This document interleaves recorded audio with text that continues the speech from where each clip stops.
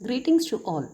Now we are going to see the poem Thou Art Indeed Past, Lord, If I Content by Gerard Hopkins. Gerard Manley Hopkins is regarded as one of the Victorian era's greatest poets. He was raised in a prosperous and artistic family.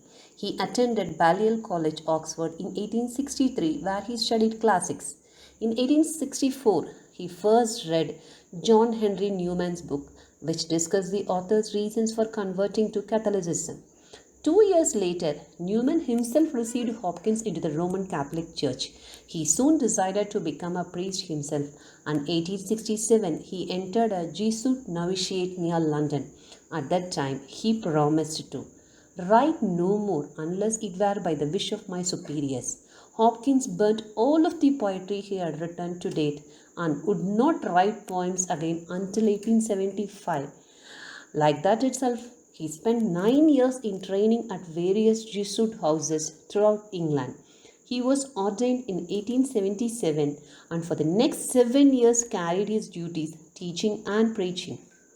In 1875, Hopkins began to write again after a German ship, the Dutchland, was wrecked during a storm at the mouth of Thames River.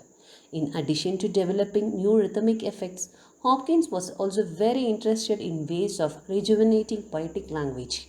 He regularly placed familiar words into new and surprising contexts. He also often employed compound and unusual word combinations. Nature, God, and man's relationship to both nature and God are the principal themes of Hopkins' poetry. In one sense, all Hopkins' poetry is religious, for to him, nature and God are inseparable. Now, the sonnet, Thou Art Indeed Just, Lord, was written by Hopkins in March 1889 at a time when a sense of frustration and barrenness had overcome the poet. This sonnet is an anguished expression of a deep sense of poetic and spiritual aridity. This sonnet expresses the poet's bold questioning of the ways of divine justice. Why, he asks, does God allow sinners to prosper while he, his faithful servant, suffers from the consciousness of failure, frustration, and a creative sterility? This questioning, however, does not turn finally to open revolt, but to a prayer for deliverance from spiritual impotence. Now, let us get into the poem.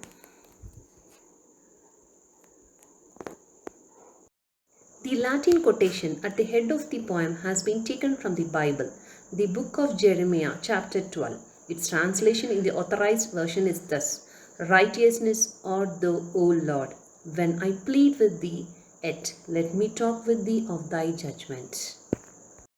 Hopkins, dissatisfied and unhappy, is complaining to his God. Content means here to argue one's case against another, that is, to struggle against another. In this case, Hopkins is arguing with his deity, that is, with his God. He tells him, Yes, you are just, but what I argue is just too. He asks why sinners, that is, those who do evil, seem to prosper and they are living well in the world, while everything Hopkins himself tries to do, that is, all the endeavors which he is trying to achieve by himself or accomplish, ends only in disappointment. This shows his frustration. Hopkins speaks bluntly, even though he does it in Elizabethan English, that is, using words like wet instead of where. Instead of would, he is using wouldst, and instead of do, dost, and instead of you, the word though is used. If you were my enemy, he tells his God that, I think you could hardly treat me any worse than you are treating me now as my friend. Hopkins complains that the sorts, here sorts refers to the foolish people who is addicted to something such as alcohol and other drugs. And also he's mentioning thralls. Thralls refers to servants, that is people who has a strong desire to material, that is towards material objects and pleasures, that is worldly pleasures. So Hopkins feels that these peoples gain more and get more out of their actions in a few spare. The spare he refers to, that is very few hours. But Hopkins just in devoting his whole life to the service of God. There is an interesting contrast here between the words spare and spend, which also means that is to save.